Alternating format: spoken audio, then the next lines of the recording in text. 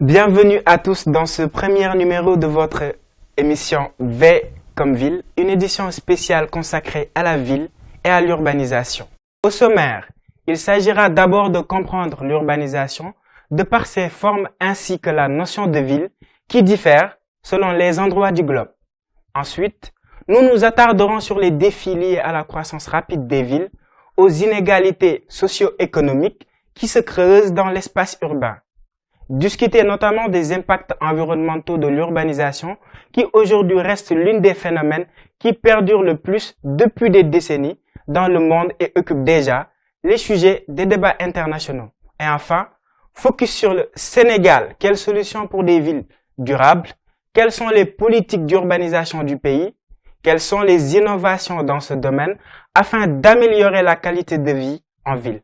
Nous en parlerons avec notre invité Dr Serigne Mansour Tall, spécialiste de la ville. Mais avant tout, si l'on nous dit que l'urbanisation est un processus multidimensionnel et continu, elle reste néanmoins d'affecter le monde entier du nord au sud. C'est la séquence centrale de Moussa Lambatiam.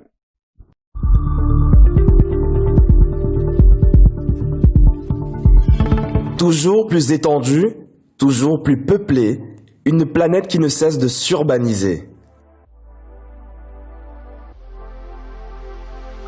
Aujourd'hui, 56% de la population mondiale, soit 4,4 milliards d'habitants, vivent en ville, alors que cette proportion s'est levée à 15% seulement en 1900. D'ici 2050, selon l'ONU et la Banque mondiale, le monde comptera 68% d'urbains. Des chiffres qui font peur aux défenseurs du climat, car c'est les villes qui consomment le plus d'espace et d'énergie. Chaque jour, les villes grignotent 110 km² sur la planète, l'équivalent de la surface de Paris. Ces villes sont aussi des machines énergivores, 2/3 de la consommation mondiale d'énergie, et elles sont responsables de plus de 70% des émissions de gaz à effet de serre. Nous assistons donc à vue d'œil à une grande croissance de la population urbaine et une extension des villes qui ne semble s'estomper et tend à prendre une plus grande ampleur au fil des années. C'est l'urbanisation. Aujourd'hui, c'est l'Afrique, l'Amérique du Sud et l'Asie surtout qui connaissent de grandes fulgurances dans leurs urbanisations. L'un des exemples les plus frappants, Lagos, au Nigeria. C'est l'agglomération qui grandit la plus vite au monde. De 6 millions d'habitants en 1995, elle passe à 22 millions en un quart de siècle. Ou encore, Mumbai, dénommée Maximum City, la capitale économique de l'Inde, une mégalopole pas comme les autres, où s'entassent plus de 22 millions d'habitants. 300 000, c'est le nombre de personnes qui débarquent chaque année à Mumbai à la recherche d'un avenir meilleur.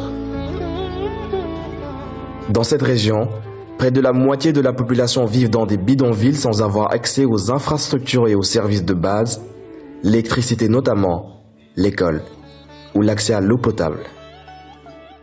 Bienvenue Dr Serigne Mansour Tall. Merci beaucoup, cher Sadibou Cissé. Je le rappelle bien, vous êtes professeur à l'université Amadou Mahtar Mbow de Diamniadio, urbaniste et géographe spécialiste sur les politiques urbaines, la planification urbaine et les documents d'urbanisme, le foncier et le financement des villes et du logement. Vous avez notamment servi au niveau de ONU Habitat, on y reviendra tout à l'heure.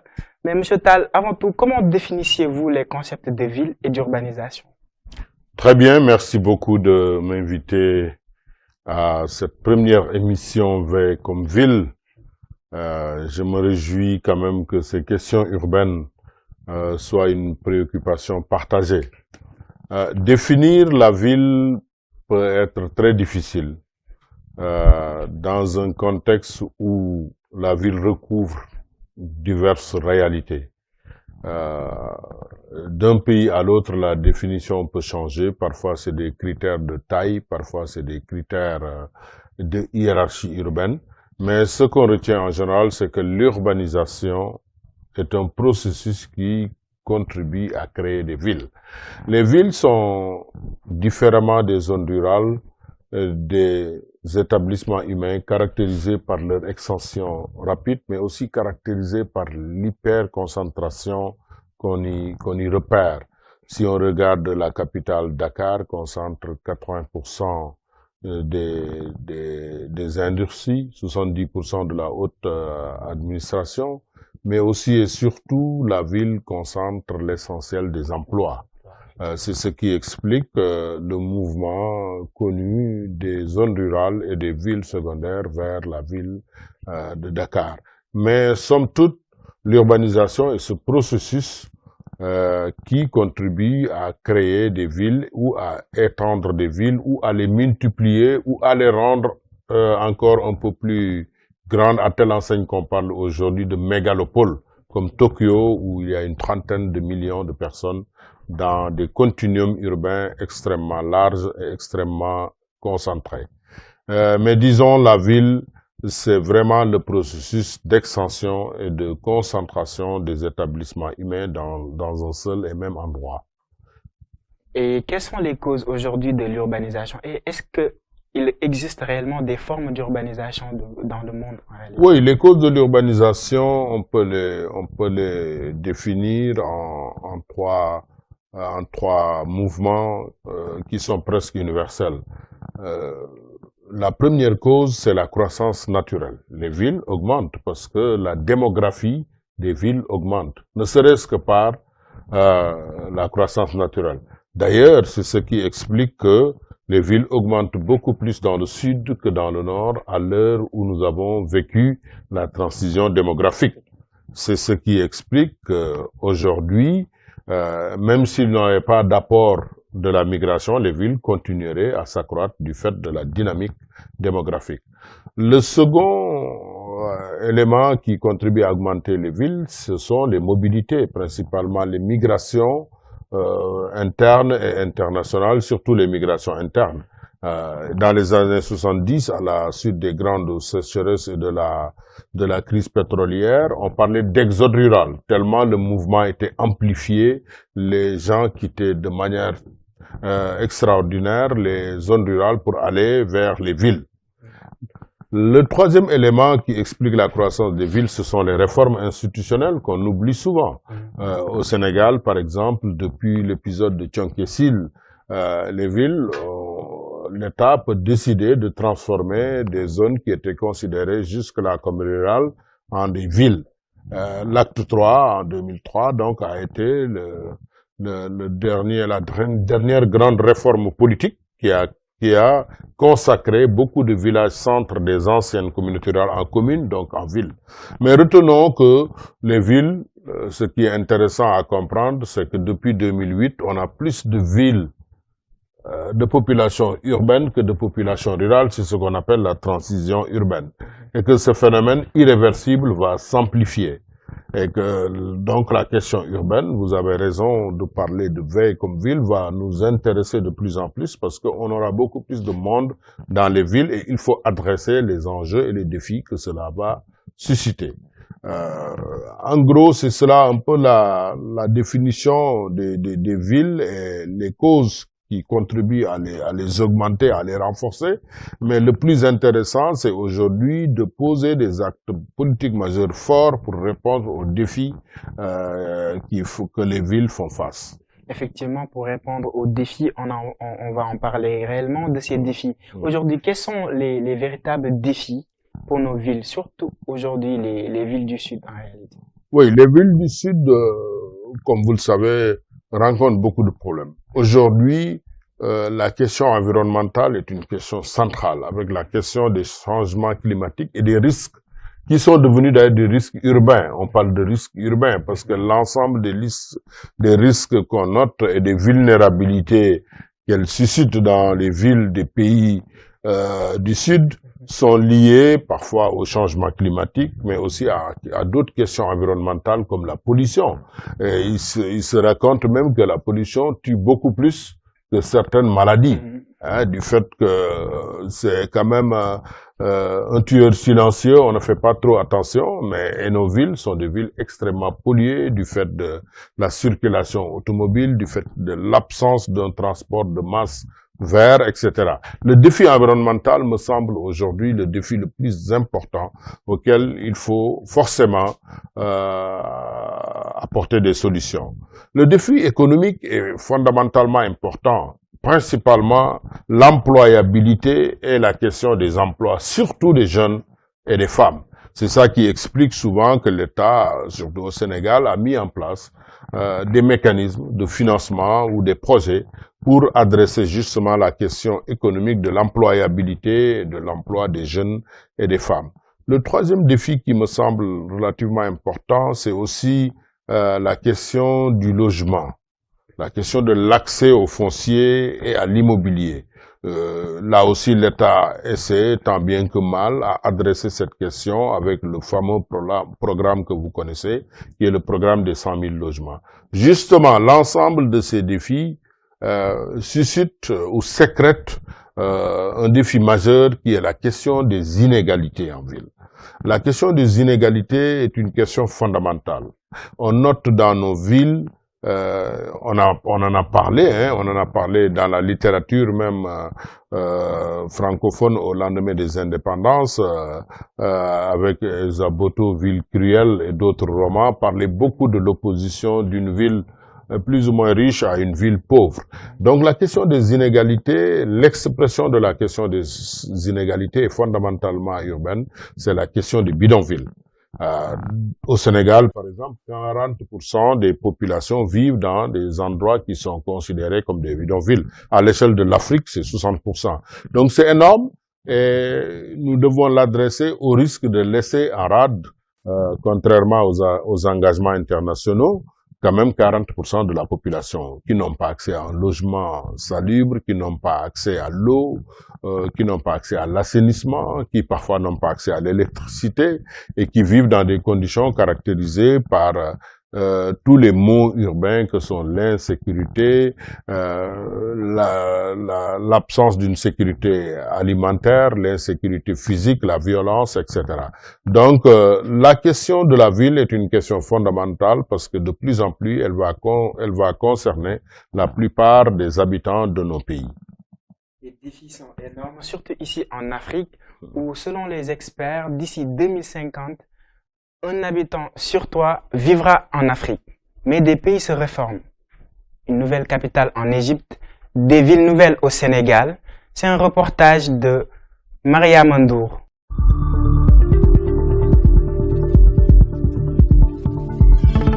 Avec plus de 3 millions d'habitants, la capitale sénégalaise est à ce jour l'une des villes les plus peuplées de l'Afrique de l'Ouest. Réputée pour ses bouchons infernales, Dakar est profondément saturée et connaît une augmentation régulière de sa population tout à fait sidérante. Pour désengorger Dakar, Diamniadio, à 30 km de Dakar, une ville ex-nihilo flambant neuve qui doit être l'un des 3 pôles urbains de la région de Dakar.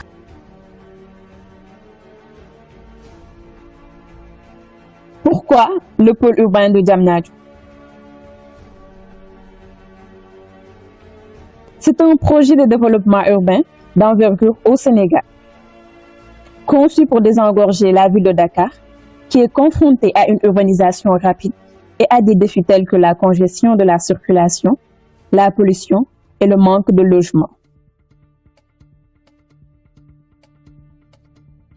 Des stades,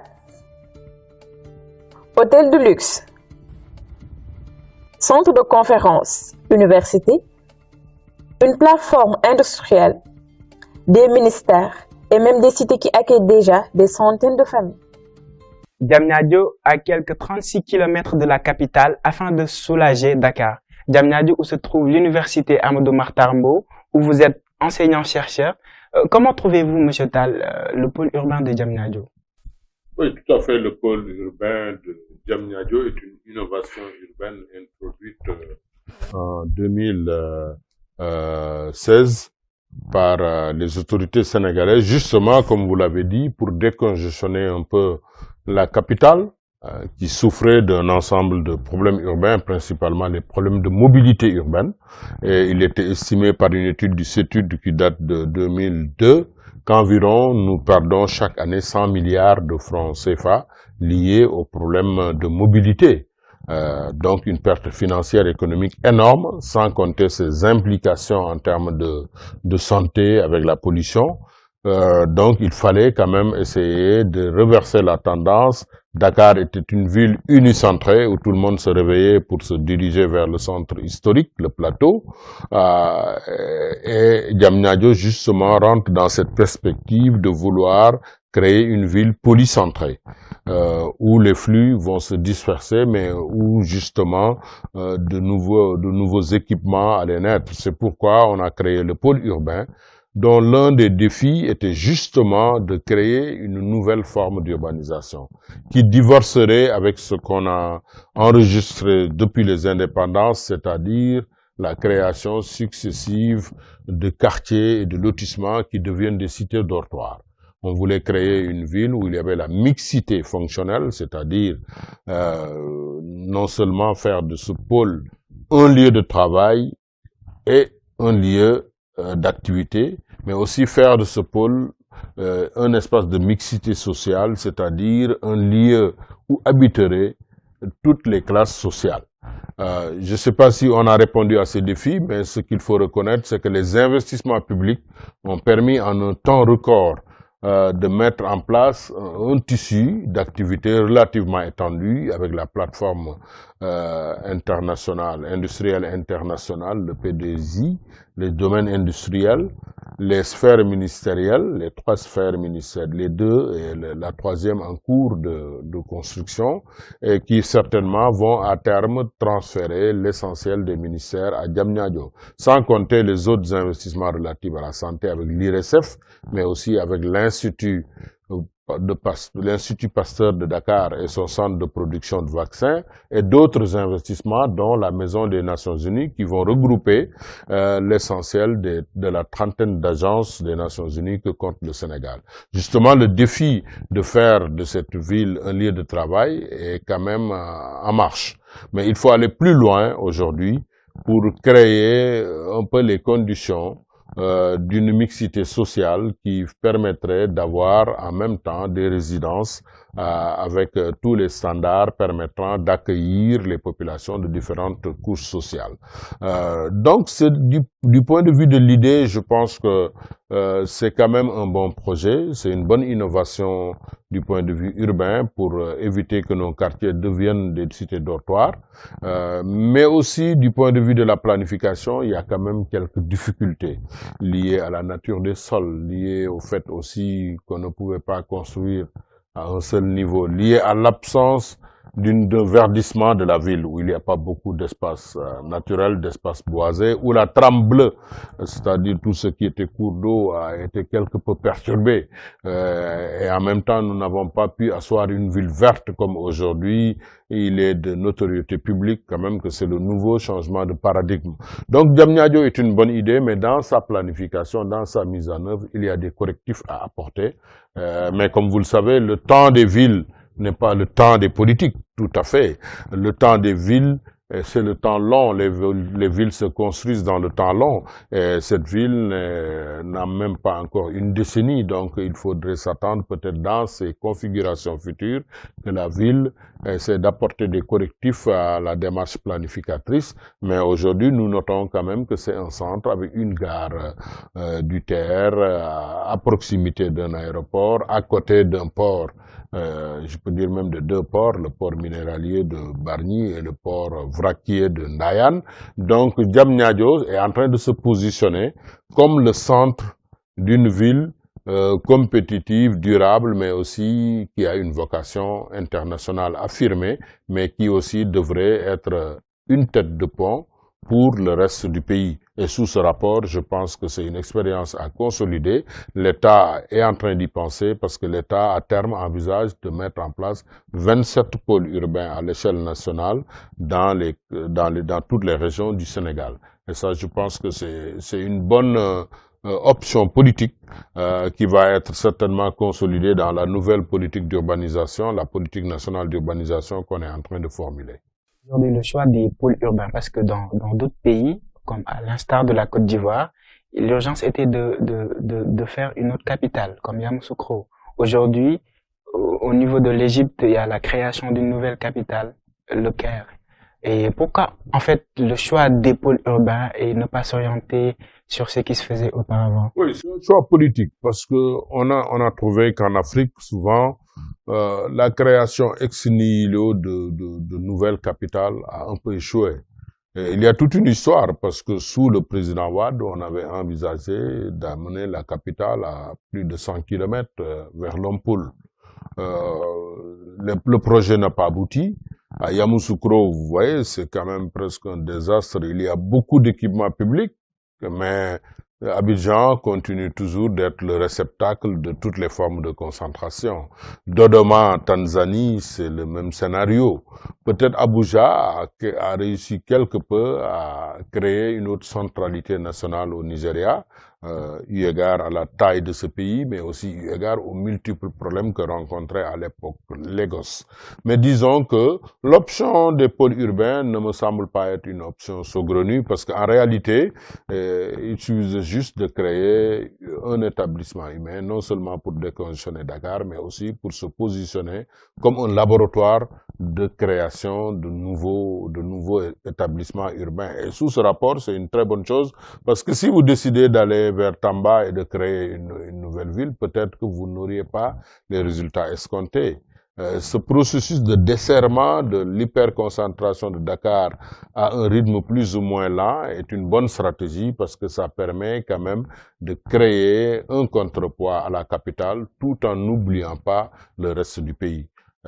Maintenant, il faut consolider l'expérience et essayer d'aller à Thiès comme il est prévu à Saint-Louis, à Ziguinchor, à Tambacounda et de créer des pôles urbains qui vont être maintenant les nouvelles formes d'extension des villes. Parce que les lotissements, nous l'avons vu, ça ne règle pas le problème. C'est un continuum de maisons sans pour autant qu'il y ait des lieux de travail et qui sont complètement déconnectés des impératifs de développement économique, des impératifs de création d'emplois, des impératifs d'amélioration de l'employabilité, surtout des jeunes et des femmes. Et là, le Diamniadio est déjà une bonne réussite parce que vous avez vu, la plateforme internationale intégrée avait 6 hangars, mais on est en train d'achever 12 autres hangars qui sont déjà presque, qui vont être occupés pour créer quand même beaucoup d'emplois et contribuer à faire de Diamniadio un nouvel espace pour contrebalancer la localisation exclusive des emplois modernes à Dakar. Je le rappelle bien, vous avez servi durant des années au niveau de l'ONU Habitat. Aujourd'hui, comment trouvez-vous le financement des villes dans nos villes africaines? Oui, beaucoup de villes rencontrent beaucoup de problèmes relatifs au financement. Et, effectivement, vous avez raison de souligner cette question, parce que tout ce que nous planifions a besoin de ressources pour être mis en œuvre. Autrement, ces documents vont être rangés dans les tiroirs. Le défi maintenant d'explorer de nouveaux mécanismes de financement est fondamental pour l'avenir des villes, surtout en Afrique et en Asie et en Amérique latine. Pour ce faire, on est en train d'explorer justement le foncier comme étant un moyen de financer les villes. Vous savez, à Diamniadio, lorsque la délégation générale chargée de la promotion des pôles urbains alloue un terrain à un investisseur, on lui demande de participer aux frais d'aménagement pour pouvoir récupérer les coûts et les réinvestir. Donc le foncier semble être aujourd'hui une des pistes les plus sérieuses pour financer les villes. En dehors de cela aussi, il faut revoir complètement la fiscalité de nos villes. L'impôt foncier est bâti et l'impôt peut-être qui est le moins récupéré. On récupère surtout la patente et les autres taxes, mais on ne récupère pas l'impôt sur le foncier. Alors que la ville doit s'autosuffire en matière de financement, non seulement de ses infrastructures, mais aussi par le biais d'autres mécanismes comme les partenariats publics-privés ou la participation des populations, comme c'est le cas à Touba, où la ville est financée essentiellement par le mouvement Mouride, même si l'État apporte des innovations. Donc aujourd'hui, il n'y a pas d'exclusivité. Il faut explorer toutes les formes de financement possibles pour pouvoir construire les infrastructures dont la ville aura besoin, mais aussi pour faire en sorte que les populations puissent participer au fonctionnement et à la bonne marche de la ville. Parce que construire une ville peut s'avérer très facile, Mais la faire fonctionner peut être très difficile dans le temps parce que les villes ont besoin tout le temps de ressources pour pouvoir se remettre à niveau du point de vue infrastructurel, mais aussi pour pouvoir aujourd'hui réaliser les investissements nécessaires pour la bonne marche de la ville en termes d'éducation, en termes de santé, surtout en termes de mobilité qui est aujourd'hui la question lancinante. Et voilà, Monsieur Tal, l'urbanisme, est-ce que l'urbanisme s'intéresse seulement au niveau des villes et...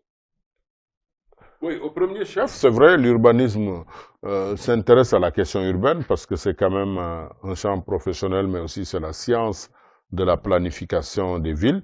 Mais n'oublions pas, les villes, de manière irréversible, vont s'accroître sur les territoires ruraux et pour ce faire, aujourd'hui, on ne les considère plus comme antinomiques.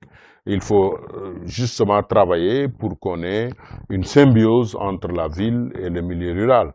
Dans beaucoup de pays qui sont en avance dans ce domaine, les gens habitent en milieu rural et travaillent en ville. Parce qu'on a établi un système de mobilité urbaine, de transport de masse qui rend cela possible. Les métros en France, à Paris principalement, les métros s'arrêtaient dans Paris intramuros. Aujourd'hui, toutes les lignes de métro, progressivement, se sont étendues à la banlieue voisine pour permettre aux gens de vivre autant qu'ils veulent en ville ou en ville ou dans la campagne proche. Et cela constitue, à mon avis, l'avenir pour avoir un aménagement urbain tout à fait équilibré, mais aussi respectueux de l'environnement. Merci beaucoup, professeur Serigne Tal. Je le rappelle bien, vous êtes urbaniste, géographe, spécialiste des politiques urbaines, de la planification urbaine, des documents d'urbanisme, du financement des villes et du logement. Vous êtes notamment professeur à l'université Amadou Mahtar Mbow à l'école supérieure d'urbanisme, d'architecture et d'aménagement du territoire. Merci beaucoup. Merci pour ce numéro de V comme ville qui justement a beaucoup contribué au débat sur la ville. Aujourd'hui, on ne peut pas faire la ville sans les communautés. Et justement, ceci rentre dans le cadre de cette approche participative, inclusive, qu'il faut justement pour élaborer non seulement les documents de planification, mais pour mobiliser les ressources nécessaires au financement de la ville. Donc, chapeau à V comme ville.